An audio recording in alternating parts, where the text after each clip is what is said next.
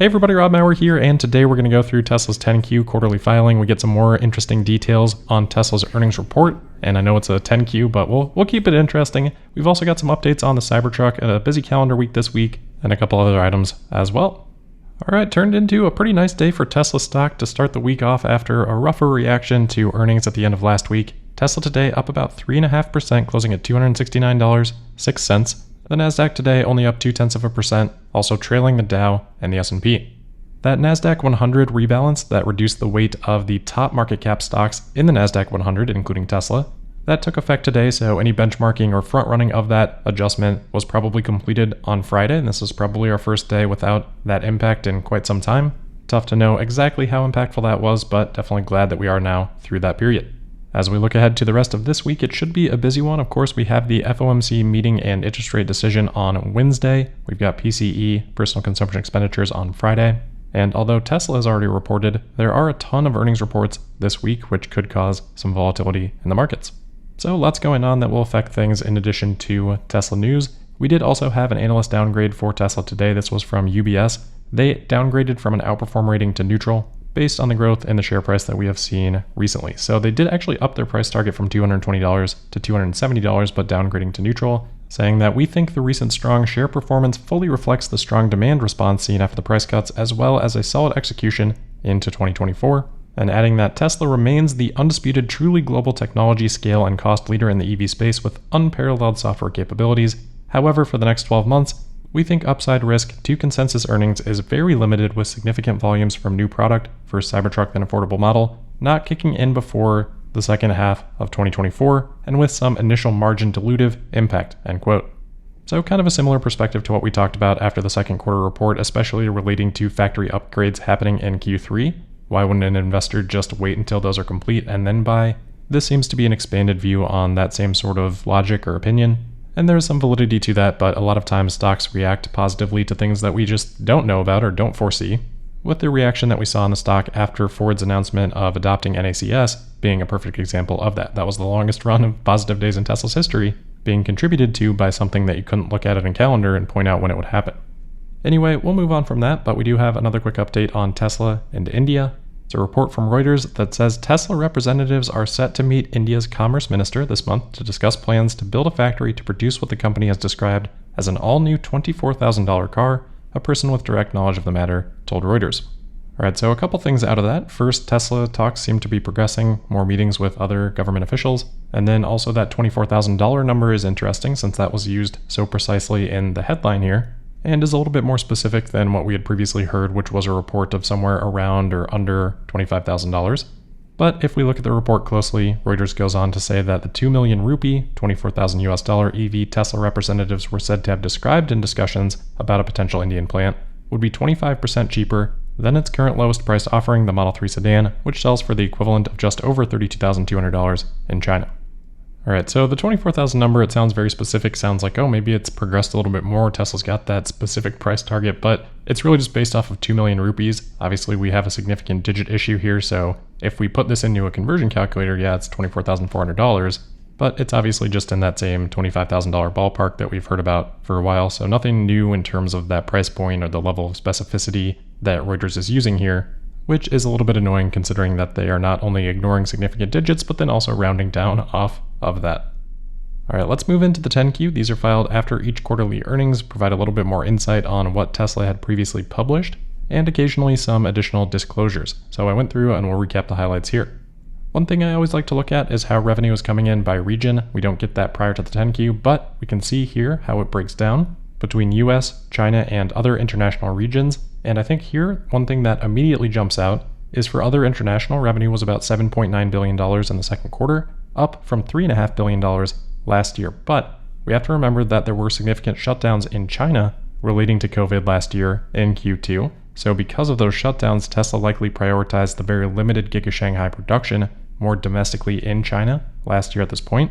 So China deliveries would have been hurt, and also other international deliveries would have been impacted by that as well. So that's why we're seeing the doubling here, at least primarily why we're seeing the doubling.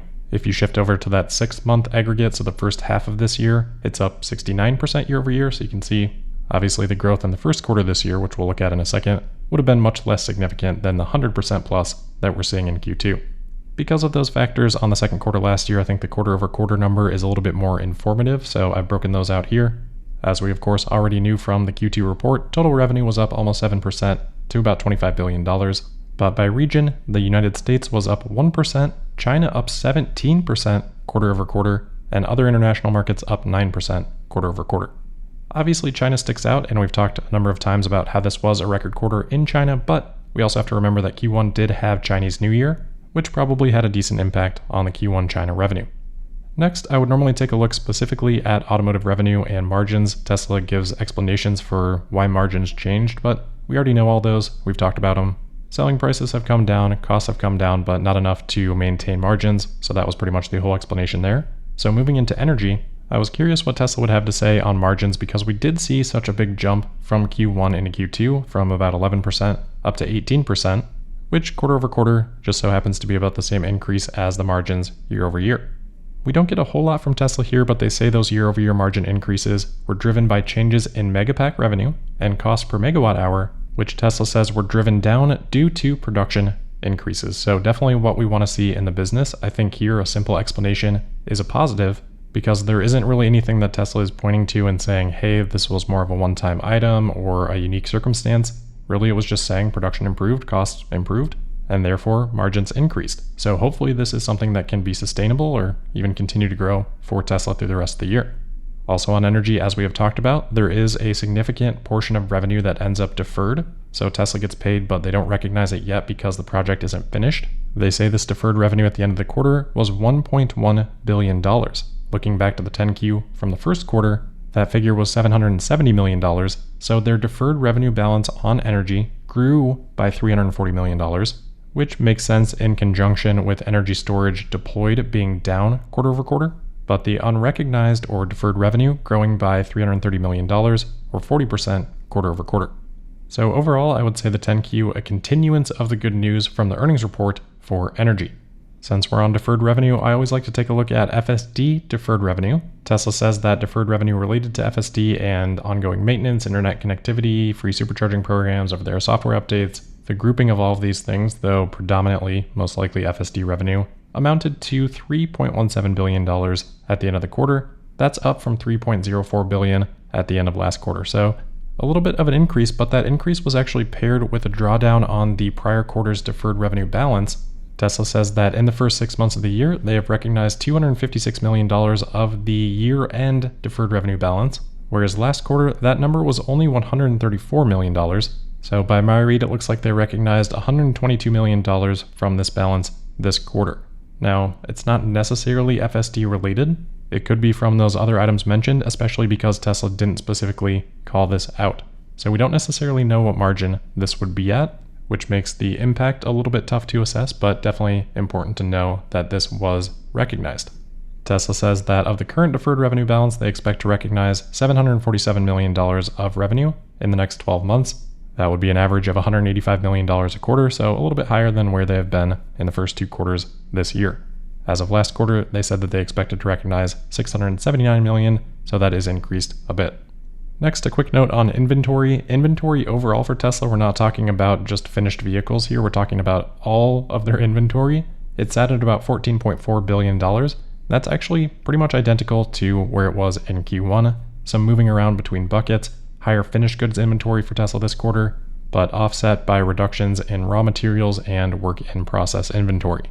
So primarily pointing that out because the reductions in those buckets, those help with Tesla's free cash flow for this individual quarter. Couple things on expenses. So we talked about the big increase in R&D driving operating margin down. Tesla again reiterating in this 10Q that year-over-year increase in R&D was primarily driven by additional costs related to the pre-production phase for Cybertruck, AI, and other programs. So definitely not an increase that I mind. And then for capital expenditures, Tesla continues to guide to $7 to $9 billion in 2023 and the following 2 fiscal years. So no change on that guidance. Finally, a couple of additional disclosures. There is a disclosure in here about that Handelsblatt article that there had been some leaked data about Tesla's safety and autopilot and things like that. Tesla said that they are investigating this and working with certain law enforcement and other authorities. An unfavorable ruling could develop, but again, this is a risk disclosure, so not anything that people shouldn't have already realized, but I guess confirmation that there are discussions there with law enforcement. And then lastly, this is noted in the 10Q, but Tesla also filed an 8K late last week on the proposed settlement agreement regarding the return of some compensation from the board of directors for the time period between 2017 and 2020, like we had talked about. I wasn't sure exactly how that would be handled in the financials. I don't think that has been fully disclosed, but part of this 8K does note that the settlement hearing would be on October 13th, so nothing would be reflected on Tesla's financials until after that date, presumably, so we'll keep an eye on that. Alright, we're through all of that. If any of that was boring, well, we've got some new Cybertruck photos here, an interesting new wrap from Tesla. I think John Anderson, the first one to share these photos. It looks like Tesla put an F-150 style wrap on the Cybertruck. Looks pretty funny. There's even a short video of it driving around the test track. You can't see too much from either of these, but glad to see Tesla continuing to have some fun with these various Cybertruck wraps, and maybe some not so subtle foreshadowing on the truck industry. Outside of the wraps, we do also see the front trunk area.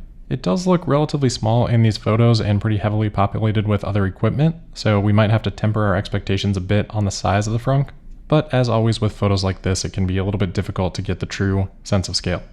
Outside of the F-150 wrapped Cybertrucks, there was also a video of the camouflage version from up pretty close, shared on Twitter by Jan Masoch. I don't think there's anything too new here, just kind of a quick walk around.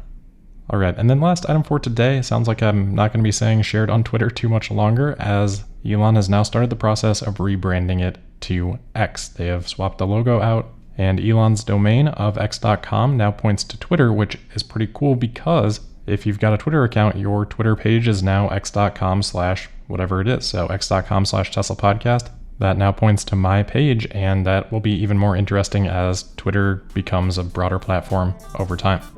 Alright, that'll wrap it up for today then. As always, thank you for listening. Make sure you're subscribed and signed up for notifications. You can also find me on Twitter or X at Tesla Podcast, and we'll see you tomorrow for the Tuesday, July 25th episode of Tesla Daily. Thank you.